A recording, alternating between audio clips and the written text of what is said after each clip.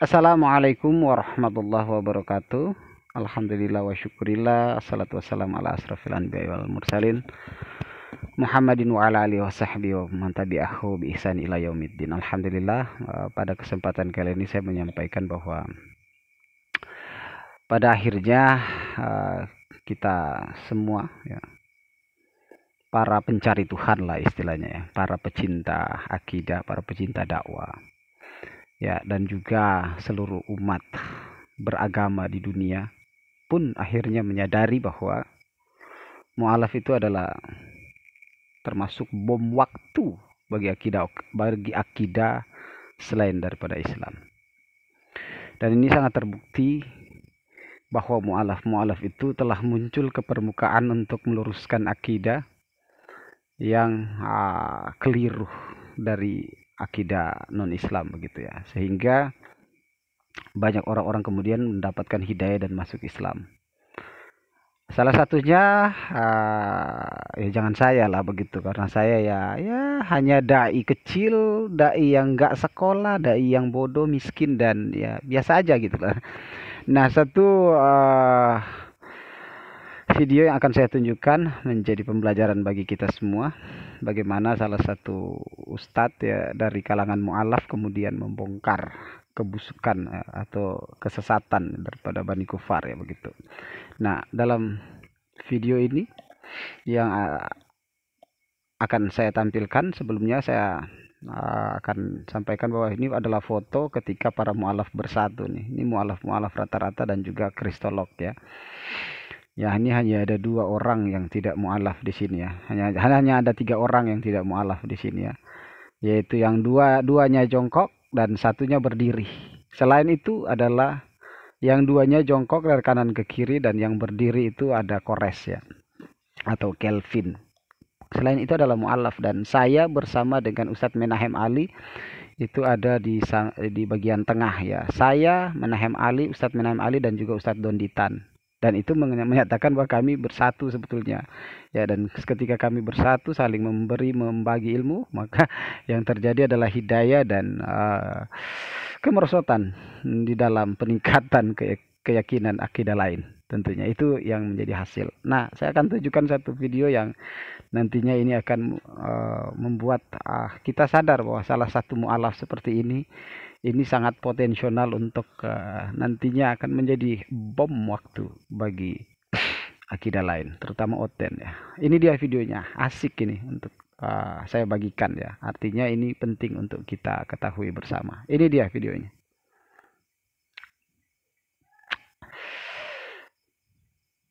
Ini dia videonya. Henny, ada ketidakjujuran dalam memperbincangkan sesuatu di sini. Saya hari ini membawa satu kitab yang sangat penting dan tidak semua orang punya. Ini adalah kitab Torah versi Samaria dan versi Masoret, versi Yahudi. Taurat versi Samaria dan versi Yahudi tidak sama, meskipun ada 5 kitab, tetapi isinya tidak sama. Dan semua lengkap ada di sini. Ya, kebetulan punya. Dan saya juga punya yang versi terjemahannya. Nanti ini teks aslinya. nanti Bapak bisa nangkep. Ini teks aslinya. Ini teks terjemahannya. Apakah betul begitu? Yesus sendiri mengakui bahwa memang Taurat tidak sama. Taurat versi Samaria dan Taurat versi Yahudi tidak sama. Di mana itu bisa kita jumpai? Dalam dialog antara Yesus dengan perempuan Samaria. Kami beribadah di gunung ini atau di gunung Yerusalem. Kemudian disitulah kemudian Bapak Gereja menjelaskan. Bapak Gereja pada abad-abad paling awal menjelaskan mengenai apa yang dimaksud oleh perempuan Samaria dan Yesus di tanah Samaria itu. Ini adalah bukti Ancient Christian Commentary on Scripture. Ini adalah tafsir Bapak Gereja yang paling kuno mengenai masalah Gunung Gerizim ataupun Bukit Yerusalem. Jadi itu persoalan ini Gunung Gerizim atau bukan. Teksnya kalau teks Samaria itu tertulis Gunung Gerizim. Sementara teks yang dipakai oleh kaum Yahudi bukan tertulis Gunung Gerizim, tapi tertulis Gunung Ebal. Teksnya secara substansi berbeda. Dan Yesus sendiri mengakui bahwa memang teks Taurat tidak sama, alias berbeda. Kemudian kalau kita baca Kitab Kejadian pasal 22 ayat yang kedua, versi Yahudi menyebutnya Hamoria, tanah Moria, itu letaknya di Yerusalem. Sementara kalau versi Samaria itu Hamore, letaknya di Nablus, itu wilayah ke arah utara. Secara geografis berbeda. Kalau orang mengatakan itu hanya selisih satu huruf Yod, tidak, tapi itu sudah mengubah makna. Mana yang letak di wilayah utara dan mana yang letaknya di wilayah selatan. Jadi kalau dikatakan tadi tidak ada perbedaan antara teks versi Yahudi dan versi Samaria, itu kebohongan besar dalam forum ini. Karena teks ini membicarakan itu. Yang kedua, bahwa jadi di satu dialog ya dengan para oten ya, para pentolan-pentolan oten, dan jelas di sini dibongkar oleh gurunda Ustadz Profesor Dr. Menahem Ali ya. Dan kita tahu sendiri bahwa teks yang mereka gunakan sekarang itu adalah terjemahan yang diambil dari terjemahan, teks terjemahan yang disalin dari terjemahan.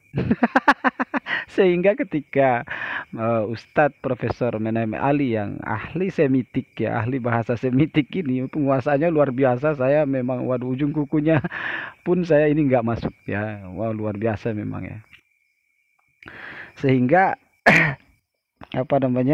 dibongkar oleh pendeta Ustadz Menahem Ali ya, dan pendeta-pendeta pun tercengang karena memang mereka tidak menguasai ini rata-rata. Oke, lanjut.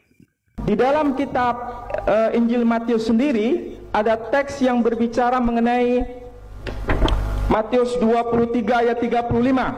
Di situ sebetulnya yang disebut itu Ben Berechia atau Ben Yehodaya.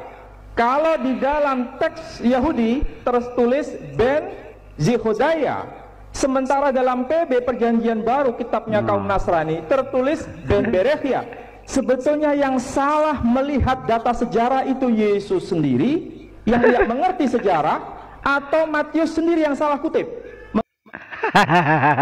Yesus yang salah memahami sejarah, masa Tuhan salah? Kan kita nganggap nabi tapi mereka nganggap Tuhan. Masa Tuhan salah? Atau Matius yang salah mengutip? Jawab sendiri aja, lanjut. Mengenai perjanjian lama. Kedua, Matius 27 ayat 9. Di situ tertulis nubuat Nabi Zakaria atau Yeremia. Perjanjian lama tertulis nubuat Nabi Nabi Zakaria, bukan Nabi Yeremia.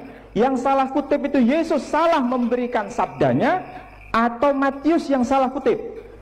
Ketiga, Kisah Para Rasul pasal 7 ayat 16. Wow, banyak. Lokasi kubur Yesus itu di Sikem, tanah milik yang diberi Yakub, yang dibeli Yakub atau yang dibeli Abraham. Karena di dalam Yosua di situ yang membeli bukan Yakub tapi Abraham. Apakah penulis perjanjian baru yang bernama Lukas ini tidak tahu bedanya siapa itu Abraham dan siapa itu Yakub? Apakah itu satu orang menunjuk pada orang yang sama dengan nama yang berbeda, atau ini antara seorang kakek dengan cucu yang tidak diketahuinya? Ini berkaitan dengan Pak Menahem, saudara. Apakah tadi keberatan-keberatan dari pihak Muslim sudah dicatati oleh pihak Waktu Kristen? saya habis ini ya? Belum, saya kalau saya break saya kasih ini. Jadi kan tadi keberatan dari pihak Kristiani saya catat, misalnya GS 54, Korintus 54, 18, 21, 25, 36. Yang barusan disampaikan oleh Pak Menahem Ali adalah kontradiksi-kontradiksi ya di Alkitab. Apakah sudah dicatat, Bapak? Jadi nanti diharapkan ini harus dijawab. Ya, sudah Pak ya, baik ya. Karena saya tidak secepat beliau mencatatnya, gitu. Saya rasa Bapak-bapak lebih paham Injil, lebih tahu yang mana saja. Silakan, saya skor tadi 30 detik, Bapak dapat tambahan 30 detik. Nah, silakan. tadi kalau Pak Manurung mengatakan teks perjanjian baru berbahasa Pesita, tadi kan sempat mengutip mengenai nubuat Nabi.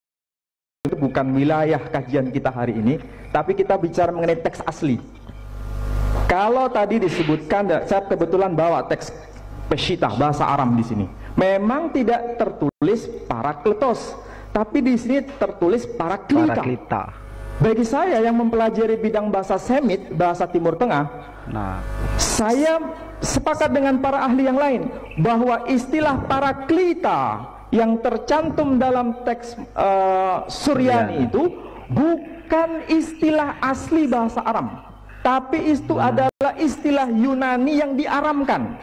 Sebab kalau ciri bahasa Semit itu antara Ibrani, Suryani, dan Arab harus bisa dicari akar katanya. Contoh, kata majelis dari kata jalasa.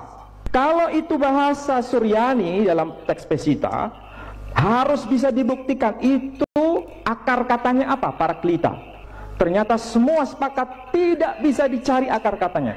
Berarti serapan ini Yunani adalah teks Yunani yang diaramkan. Padahal Nabi Isa, Yesus sendiri tidak bicara dalam bahasa Yunani, tapi dia bicara dalam bahasa Aram. Lalu bahasa Aram bagaimana yang diucapkan oleh Yesus? Sampai sekarang gelap gulita, karena manuskripnya tidak tercantum dalam teks bahasa Aram. Karena Paraklita, sekali lagi, itu adalah istilah dan Ibrani ataupun Suryani. Yang kedua, tadi mengenai Muhammadim, saya kebetulan masih hafal itu dalam kitab Song of Songs, 5 menit Kidung Agung. Hikku mamtakim wa khullu Muhammadim zedodi wa zari'i benot Yerusalem. Hikku mamtakim wa khullu Muhammadim, disebutkan wa khullu Muhammadim, mem, he, dan dalet itu sama dengan mim, ha, dan dal. Jadi bisa dicari akar katanya. Mengenai tafsirnya ini mengenai Nabi Muhammad atau bukan, itu urusan lain. Tapi yang jelas ini bisa dicari akar katanya. Muhammadim dari kata mim, ha, dan dalet. Itu ciri bahasa Semitik, bisa dicari akar katanya. Jadi sekali lagi, kalau dikatakan tadi teksnya sama, semua sama, saya kira itu sesuatu kedustaan di hari ini. Pak Pendeta sudah melakukan kedustaan kepada kita. Kedua, mengenai teks perjanjian baru. Mengenai teks perjanjian baru, kalau dikatakan bahwa semua yang diilhamkan itu adalah wahyu, kalau begitu status yang ada dalam kanon Kristen Armenia yang memasukkan tulisan Paulus kepada jemaat Korintus yang ketiga disebut wahyu di sini. Lalu dalam teks yang lain tidak disebut wahyu. Lalu bagaimana kita menyatakan itu firman Tuhan dan bukan firman Tuhan? Ini masalah. Itu bukan segera satu ayat, dua ayat, tapi berpasal-pasal masalahnya. Nah, mengenai konsep wahyu mungkin tidak dipahami secara letterless. Apakah Tuhan tuh ngomong bahasa apa? Sekarang kita tanya, ketika Tuhan mengatakan inilah anakku yang kukasihi, kepadanyalah aku berkenan, itu ketika Yesus dibaptiskan. Pertanyaan kita sekarang, dalam bahasa apa Tuhan berfirman itu? Apakah dalam bahasa Yunani? Apakah dalam bahasa Suryani? Apakah dalam bahasa Ibrani? Sebab yang dibaptiskan di situ adalah Yesus Kristus. Yesus Kristus ketika disalibkan, dia mengatakan Eli, Eli, lama sabachthani. Lalu yang dikatakan itu bahasanya apa? Inilah anakku yang kukasihi, kepadanyalah aku berkenan. Ini membahas seperti ini, sama dengan membahas mengenai Quran. Dalam arti, apakah Tuhan Allah itu mengatakan Lam Mim, bahasa Arab begitu?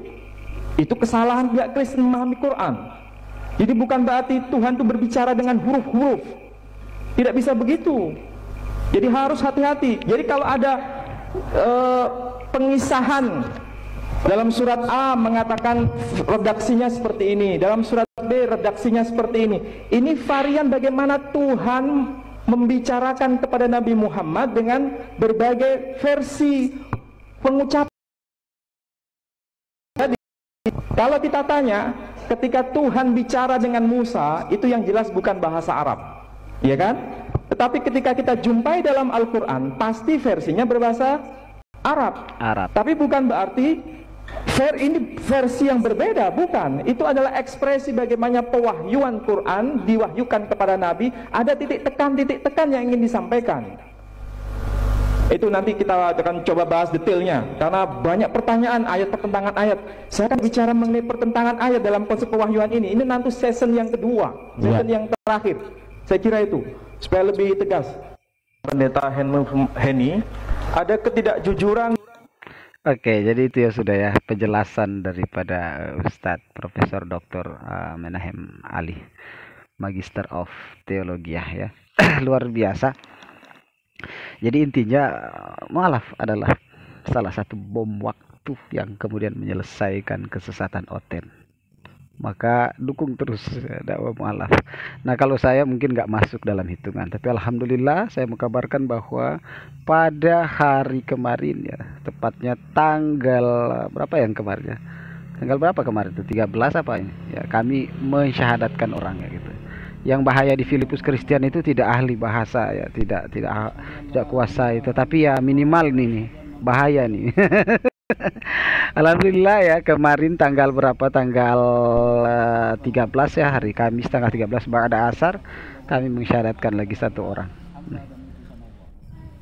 Alhamdulillah satu lagi bersyahadat menerima Allah Subhanahu wa taala sebagai satu-satunya juru selamat yang benar dan Muhammad adalah utusannya.